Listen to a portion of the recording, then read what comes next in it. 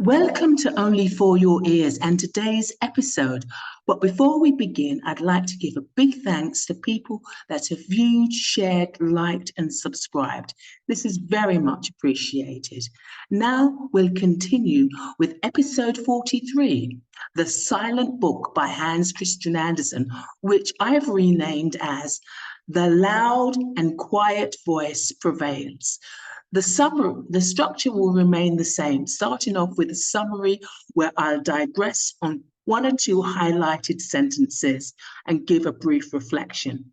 Then we'll move on to my critical review on how this fairy tale plays in today's society using the parallels from most recent films. There will be an afterthought where I'll summarize my opinion about the actual film and ask a question in food for thought for people to leave a comment and let me know whether they agree or disagree with my afterthought. Then the trigger points, and we'll finish with my expression at the end. So let's begin with today's episode.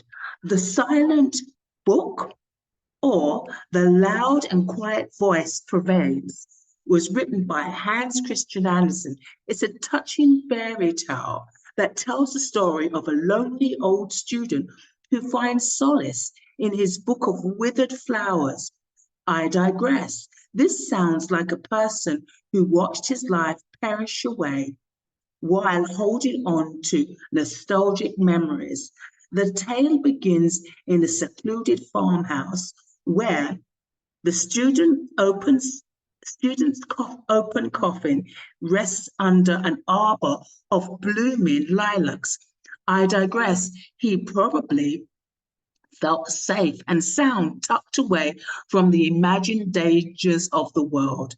There are no friends or family members present to mourn his passing. I digress. The sense of loneliness was palpable in his life, with a loveless soul aching to love and to be loved, but went unexpressed. And the only item placed in the coffin is a thick book filled with withered flowers. I digress. His soul had died so. The carefully pressed flowers were the remnants of a life worth salvaging. And hereupon, representing various chapters of his life. Reflection. The power of memory. The withered flowers in the silent book serve as a tangible representation of the student's memories, each carrying a unique story from his past. The tale highlights the emotional power of these memories and the solace they can provide even in the darkest moments of his life.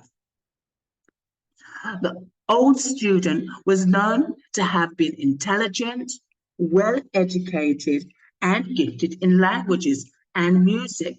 However, he lost himself to alcoholism, which ultimately damaged his health and led him to live in the country, supported by the kindness of a benefactor.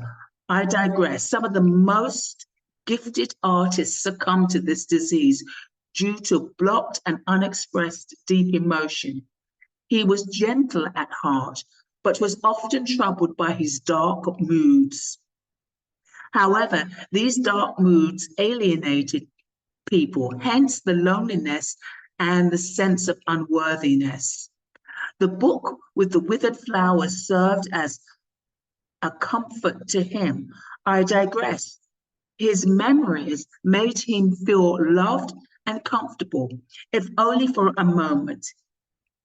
He would sit all day looking at the flowers and often be moved to tears, reflecting on the memories they carried. I digress. His life was all about past memories, and tears blocked emotion. He was unable to express while he was sober. His fear His fear locked him in a prison, and he was no longer free. His alcoholism, his blocked emotions, and his fear kept him in a deep, deep emotional and psychological prison, which didn't allow him to move, couldn't allow him to move. Reflection, the importance of human connection. Throughout the story, the student's relationships with others play a crucial role in his life. The friendship he once cherished, the bond with the noblewoman, and the care of his benefactor all demonstrate the importance of human connection. The fact that no one else is present to mourn the student's passing underscores the tragedy of losing such connections. As the story unfolds, each withered flower reveals a piece of the student's past, recounting friendship he once had, the noble woman who gifted him the delicate plant, a water lily plucked and watered with his tears, and many more. I digress. His reminiscence about personal connections and relationships that meant so much to him and lost. Each flower and leaf represent a different emotion or phrase of the student's life. The peaceful expression on the dead man's face is a testament to the solace he found in his silent book. I digress. There is a quiet contentment on the man's face that suggests he died happy in a controlled way amongst his nostalgia, replaying each event with him as the main protagonist. As the story comes to a close, the lilac bloom bend over his head and the swallow swiftly passes by. I digress. At last he dies with the respect from the flower and the bird for his life that he never could give himself. The men arrive to nail the coffin shut, and the student is laid to rest, his head upon the book, hidden and forgotten. I digress. His life events go with and remain forever in his spirit, but each person whose life he touched takes with them their personal memory of him. Reflection. The search for meaning and redemption, despite his struggles, the student finds comfort and solace in his silent book.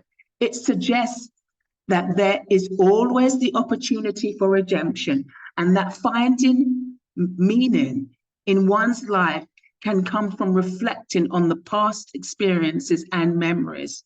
The footnote, the healing power of nature, the withered flowers in the silent book, as well as the blooming lilacs and the swallow, symbolize the healing power of nature. Nature plays a role in soothing the student's soul and offering him solace in his final moments. And now for my critical review on how this fairy tale plays in today's society. What a heart-wrenching story about a very repressed man who was stuck in the world of unexpressed emotions, aching to have real human contact, but in part was denied this because his behavior alienated his friends due to a disease he chose not to heal. Some people may disagree with me. This meant that his behavior alienated his friends due to a disease that he chose not to heal. This meant the embarrassment of his choices in society pulled him into a darkened cave of isolation. The flowers he treasured so much were the little ray of sunshine that kept his heart ticking until his spirit left his body.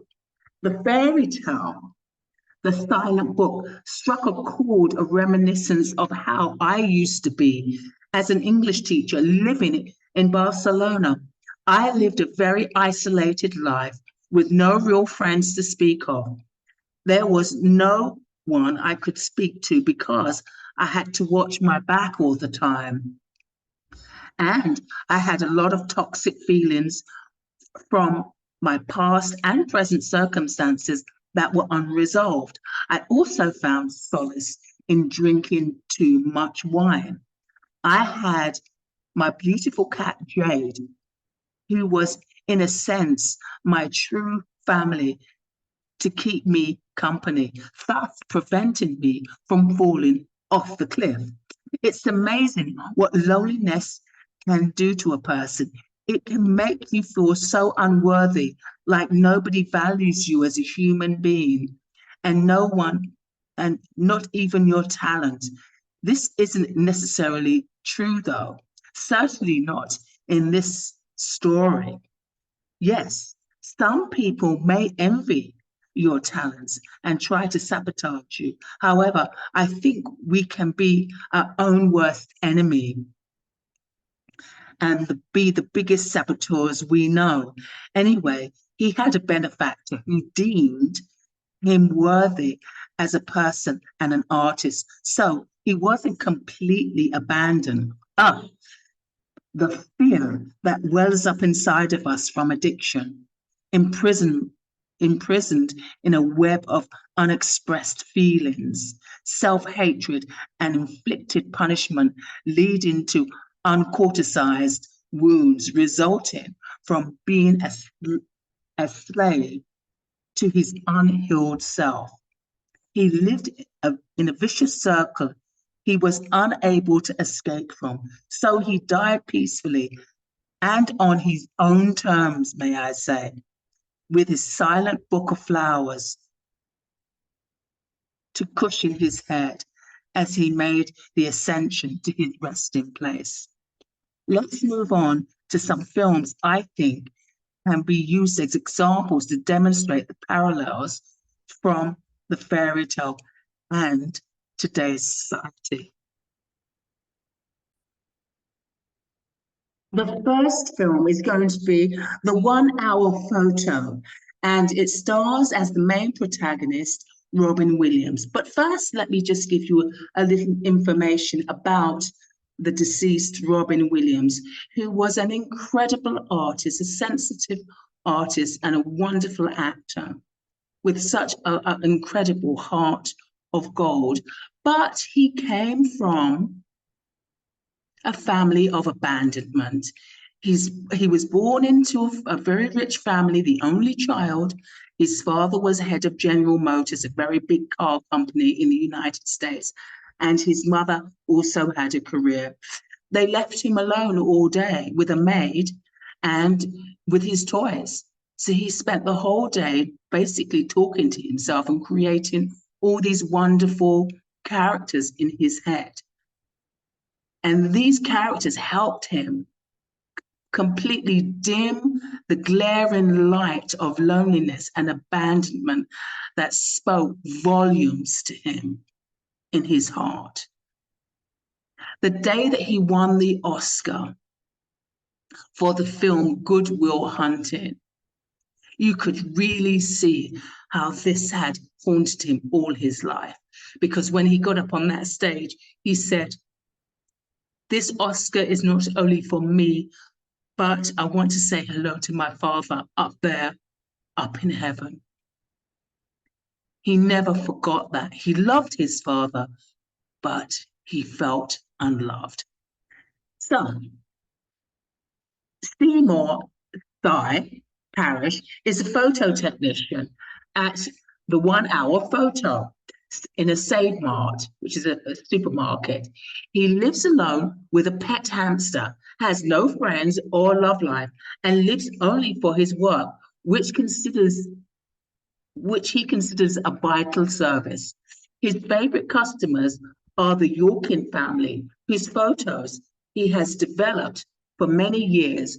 Over the years, he has grown obsessed with the family, enshrining them in his home with their photos that he secretly copies. However, because he is so shy and socially inept, his attempts to become closer to the family are gently rebuffed. However, his persistence pays off, and he befriends Nina Yorkin, the wife of William Yorkin.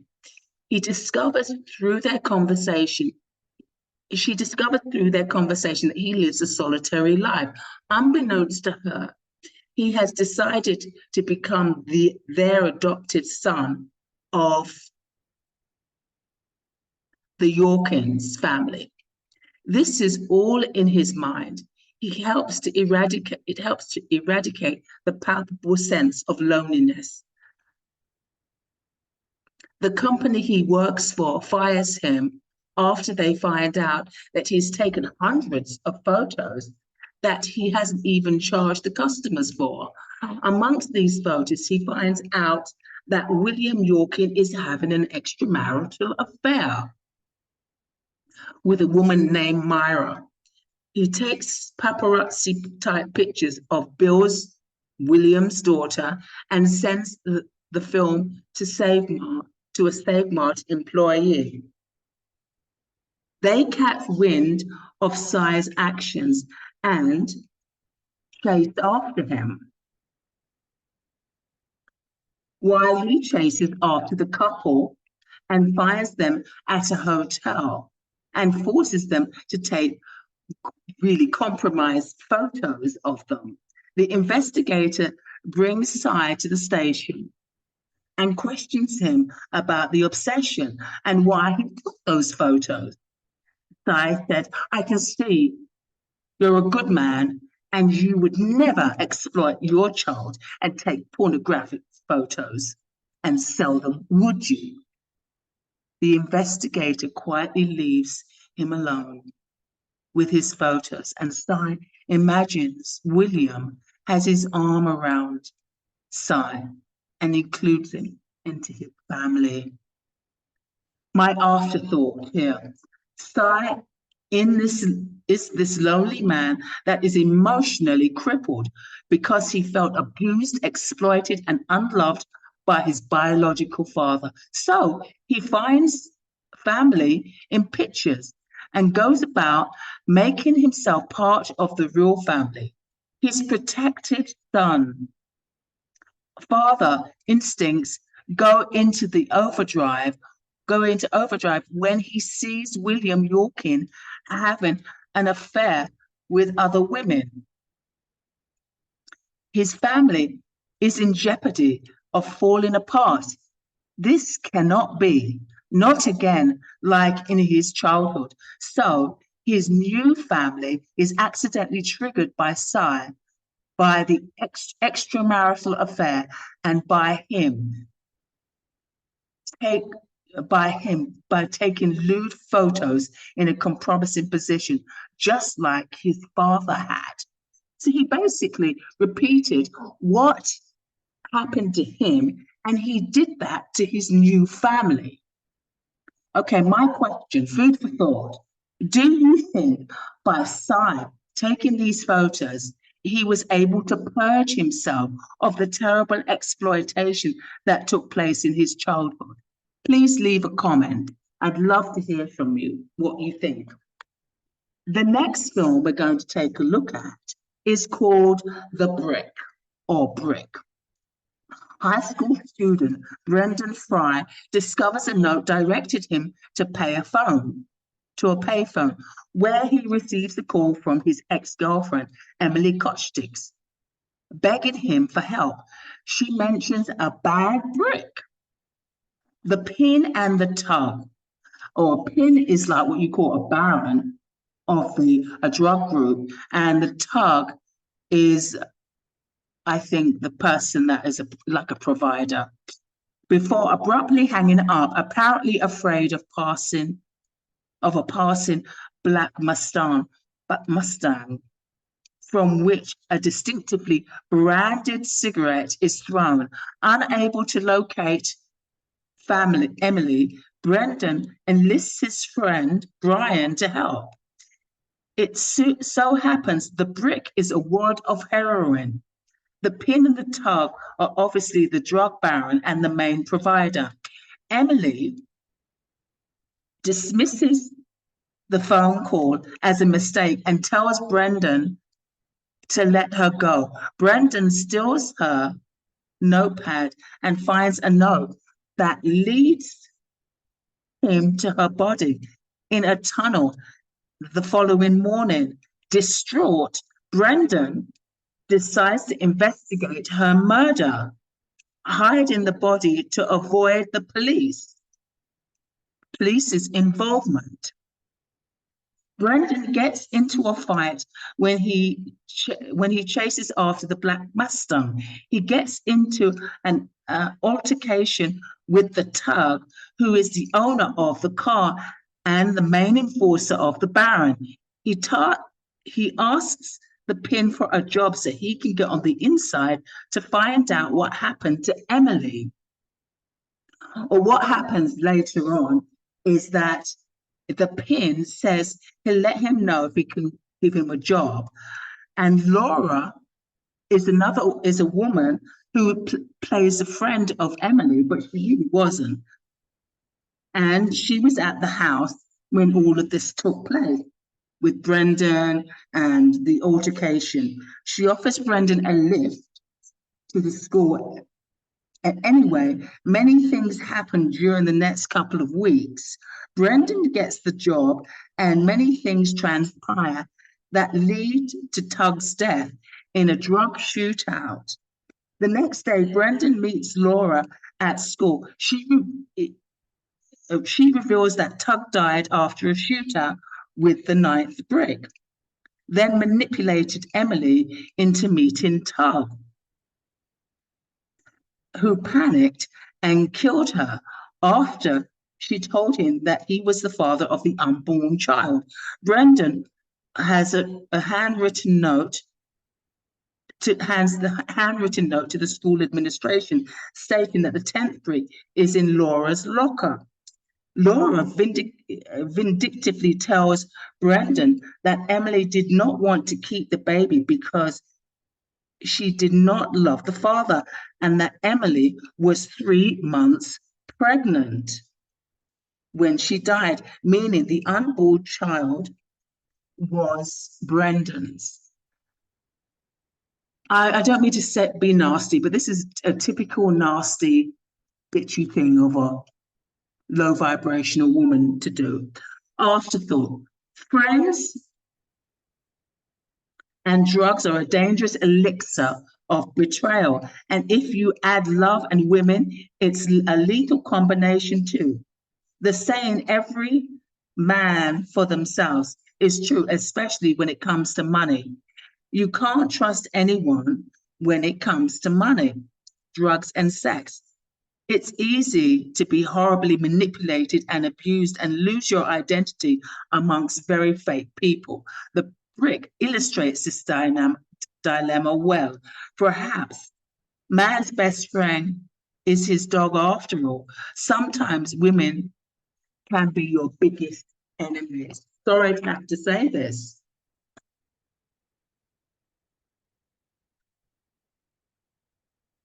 Okay, food for thought question. How do you think Brendan feels or felt when he realizes he was Emily's, he was the father of Emily's baby? Okay, the last one is called Punch Drunk Love. Barry Egan is a bachelor who owns a company that markets themed toilet plungers, oh God, and other novelty items. He has 7 overbearing sisters who regularly ridicule and emotionally abuse him. How awful. So he leads a lonely life punctuated by fits of rage and social anxiety. One day, he witnesses an inexplicable car accident picks up an abandoned harmonium from the street and meets Lena Leonard, who's a friend of one of his sisters, Elizabeth. Lena had orchestrated the meeting after seeing him in Elizabeth's family picture at work. Barry goes to his sister's birthday party and they tease him about his sexuality, although he has a budding relationship with his sister's work colleague, Lena. Barry's sisters invite him to a party and he ends up feeling really embarrassed because the family makes fun of his sexuality. Oh dear. So when he returned home, he has telephone sex with some random woman who he refuses to pay after he's gotten off. The truth is, she tries to overcharge him by extorting money out of him. So she sends some thugs or some henchmen to chase after him. Just as he landed himself into trouble with these thugs, it turns out that Lena has to go on a trip to Hawaii. He decides to go with her to escape these hangers-on. But the real reason he wants to go to Hawaii, he doesn't want to put their relationship in jeopardy. He wants to save their relationship.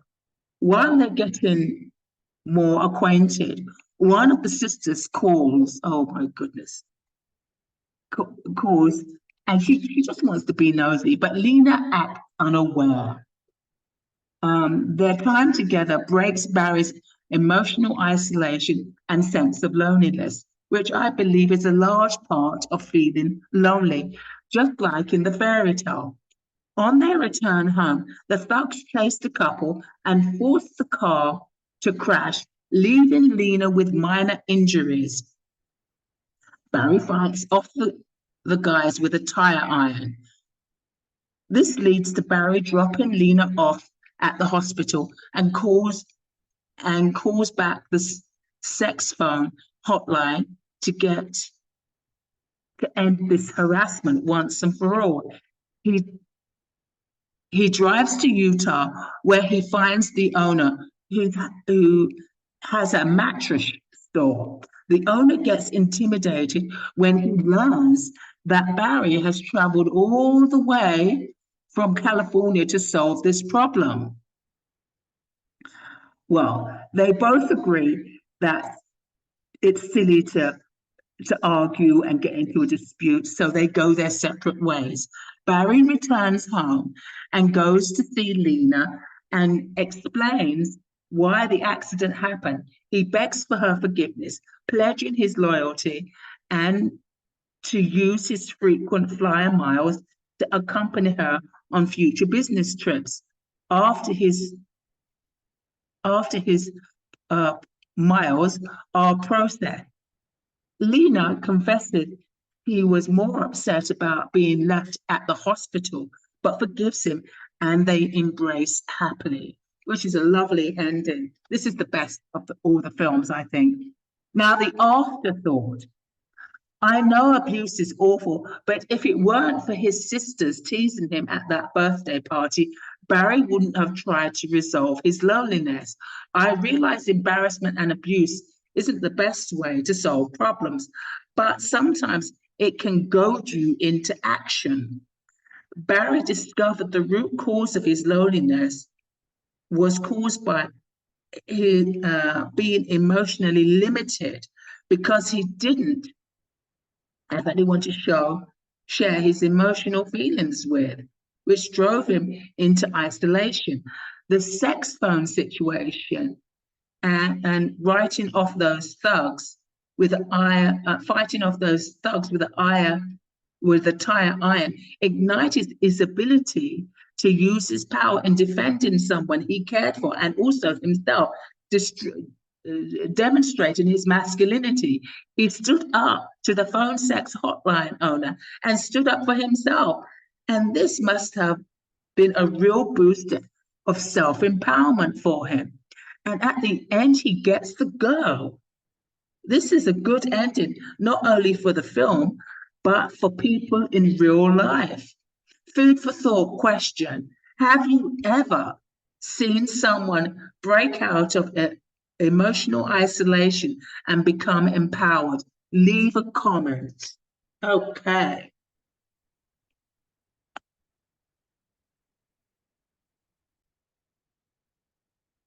And now for the trigger points. Well, the first is going to be my blessing in disguise. How I learned to harness my skills and develop discernment during the pandemic. Now, this is really interesting. I'd spent basically almost, I would say, 20 years just a hermit and living as an English teacher in Barcelona and drinking too much wine, to be quite honest. I wasn't quite what you'd call a fall down alcoholic, but I drank too much as far as I'm concerned. And it wasn't good for my health. But during the pandemic, when everybody was in lockdown, there was nobody else that I could turn to. I would always turn to other people and ask other people to help me with certain things, not a lot, but with certain things that I felt that I couldn't do. Now, you have to understand, there were a lot of things that I probably felt that I couldn't do, and I should have asked more questions, but I didn't. I asked a small amount. And the response that I got from people wasn't usually very helpful.